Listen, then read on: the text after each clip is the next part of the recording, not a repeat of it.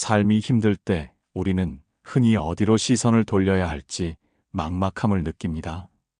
때로는 눈앞의 현실에 매몰되어 버리기도 하고, 때로는 벗어날 수 없는 고통 속에서 허우적대기도 하죠. 하지만 이런 힘든 순간이야말로 우리의 마음을 더 깊이 들여다보고 내면의 단단함을 키울 기회가 됩니다.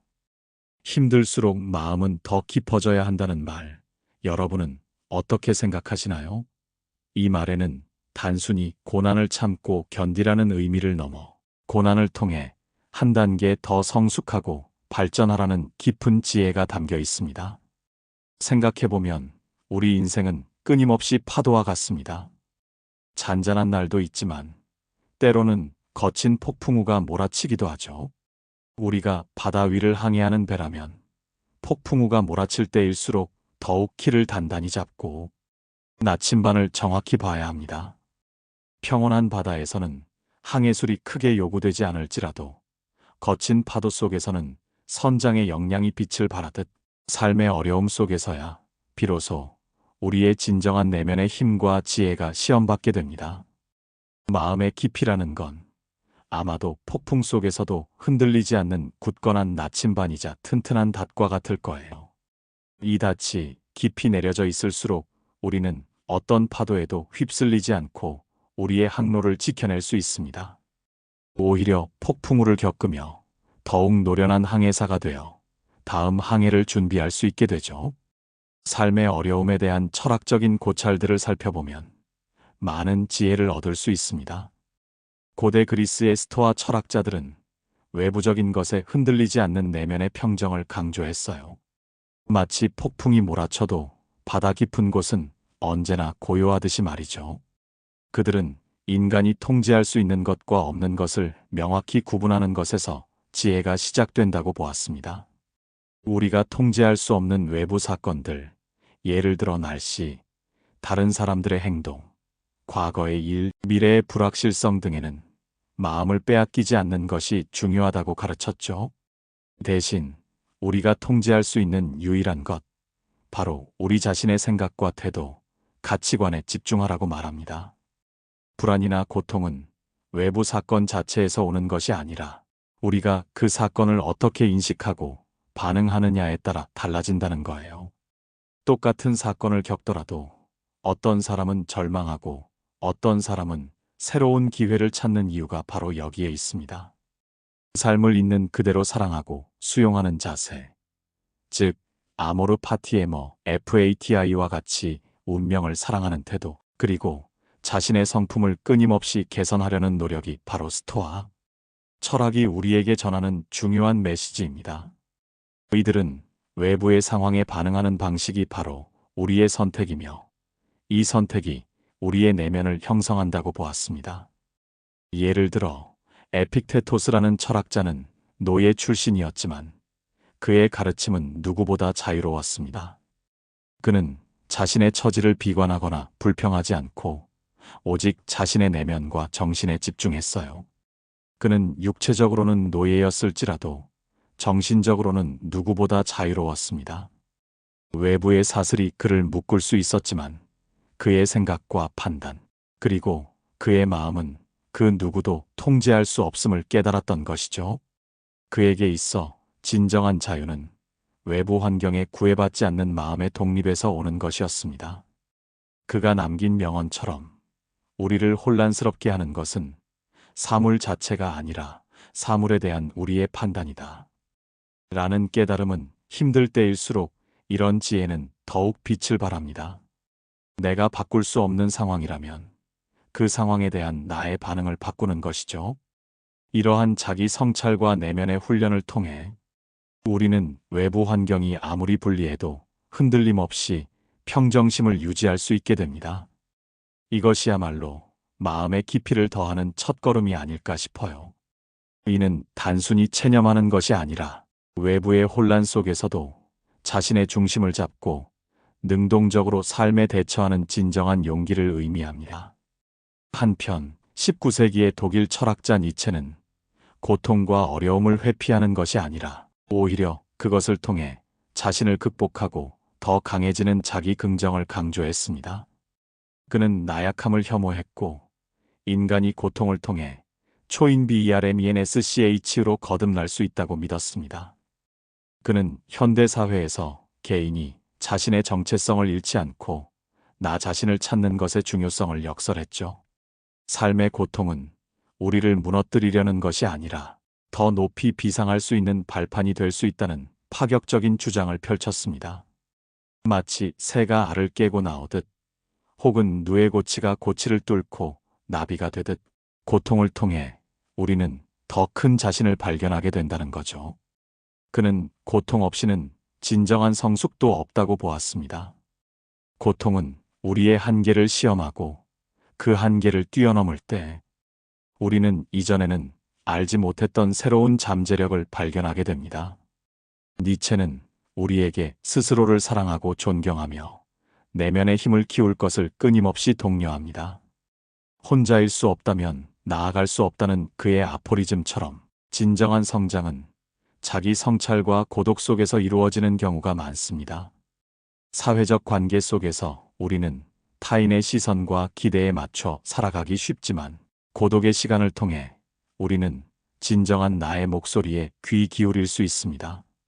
힘들고 외로울 때 그 감정에 휩쓸리기보다 그 시간을 내면을 깊이 파고드는 기회로 삼는다면 우리는 이전보다 훨씬 단단하고 성숙한 존재로 거듭날 수 있을 겁니다. 불안, 슬픔, 고독과 같은 인간의 근본적인 감정들을 외면하지 않고 오히려 그것들을 마주하며 깊이 이해하려는 시도, 이것이 바로 마음의 깊이를 키우는 과정입니다. 이러한 감정들은 우리를 나약하게 만드는 것이 아니라 오히려 우리를 더 인간답게 만들고 삶의 다채로운 면모를 이해하게 돕는 중요한 요소가 될 수 있습니다. 그렇다면 우리는 어떻게 마음의 깊이를 더할 수 있을까요? 단순히 나이를 먹는다고 해서 마음이 저절로 깊어지는 것은 아닙니다. 의식적인 노력과 꾸준한 자기 훈련이 필요합니다. 가장 먼저 자기 성찰의 시간을 가져야 합니다. 우리는 너무나 바쁘게 살아가면서 정작 자신을 돌아볼 시간을 갖지 못하곤 하죠. 스마트폰과 SNS, 그리고 외부의 자극에 끊임없이 노출되면서 우리는 자신의 내면과 단절되기 쉽습니다.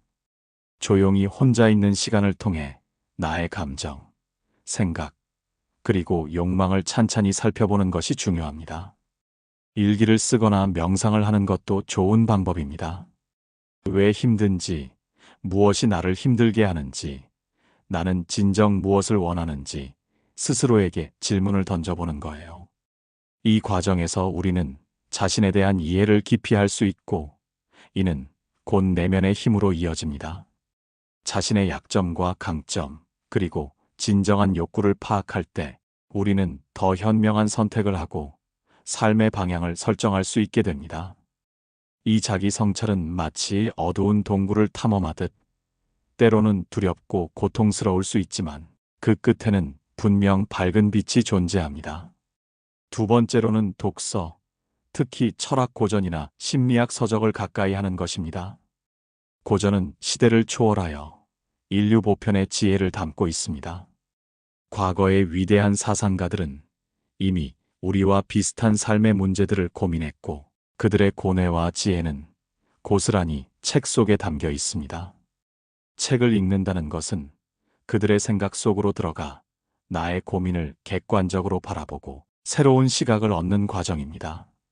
스토아 철학의 주요 저서인 세네카의 도덕에 관한 편지나 마르쿠스 아우렐리우스의 명상록, 그리고 니체의 차라투스트라는 이렇게 말했다와 같은 책들은 우리의 정신을 일깨우고 삶의 의미를 되새기게 합니다. 웹 검색 결과에서 언급된 에픽테토스의 인생 수업이나 불안을 이기는 철학 같은 오디오북들은 현대인의 삶에 필요한 철학적 위로와 통찰을 쉽고 편안하게 전달해 줄 수 있습니다. 바쁜 현대인들에게는 이동 중이나 잠자리에 들기 전에 듣는 오디오북이 훌륭한 자기 개발 도구가 될 수 있습니다. 이 외에도 다양한 철학 채널이나 온라인 강좌를 통해 철학적 사유를 접하는 것도 마음의 깊이를 더하는데 큰 도움이 됩니다. 타인의 지혜를 흡수하는 것은 자신의 사고를 확장하고 문제를 해결하는 데 필요한 다양한 관점을 제공합니다. 세 번째로는 경험을 통해 배우는 것입니다.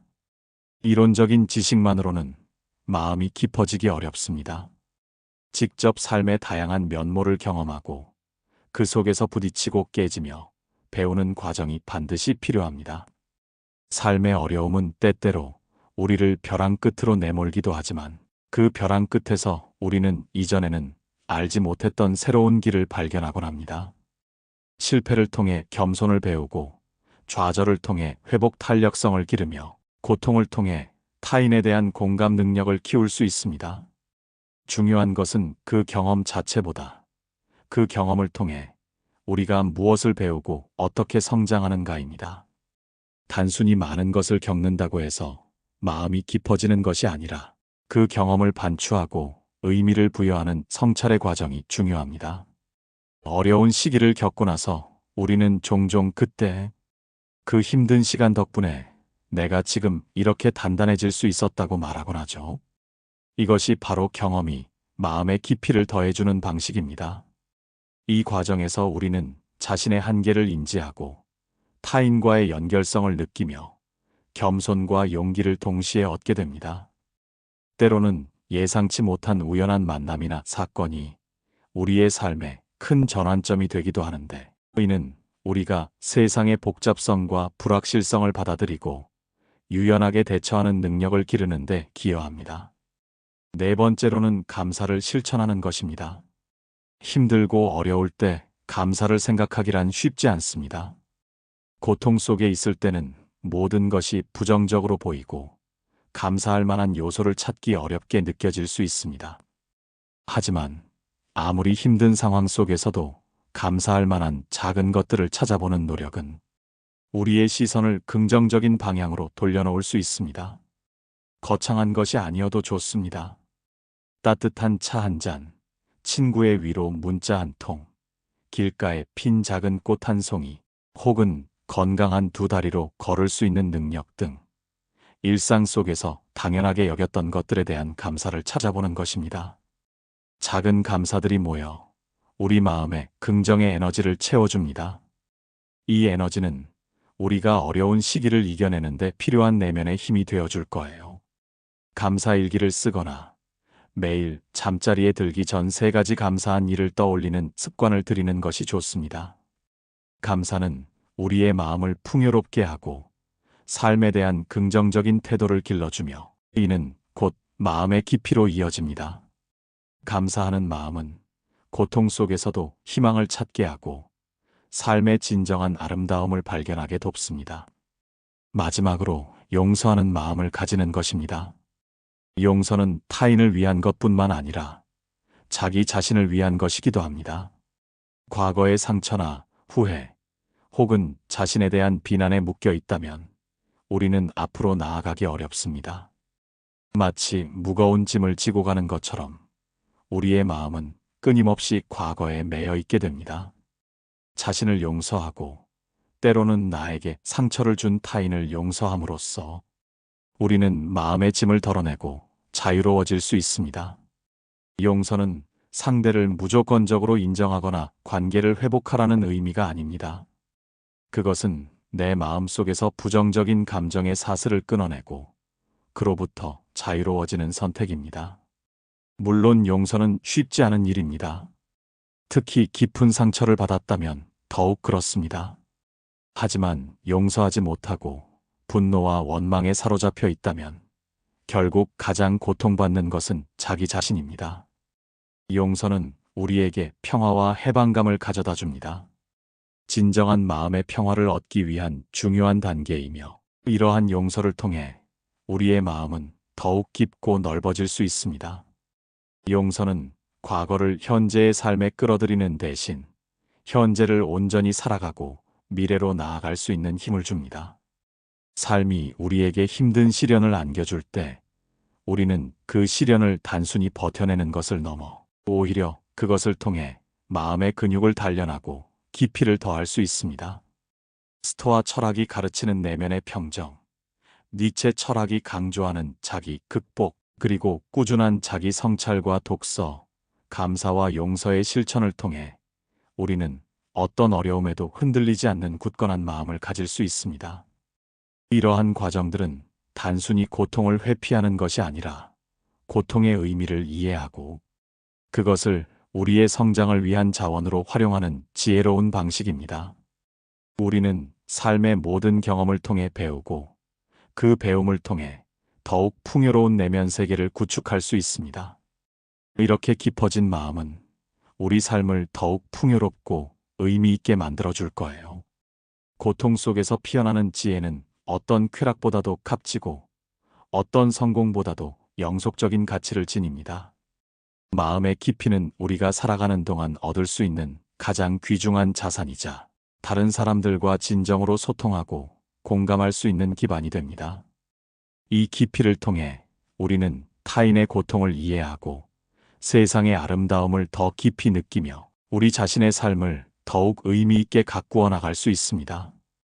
힘들수록 마음은 더 깊어져야 합니다.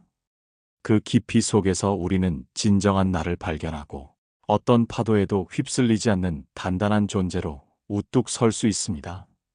여러분의 마음이 깊어지는 여정에 이 이야기들이 작은 도움이 되기를 바랍니다. 감사합니다. 여러분의 삶이 깊이와 지혜로 가득 차기를 진심으로 기원합니다.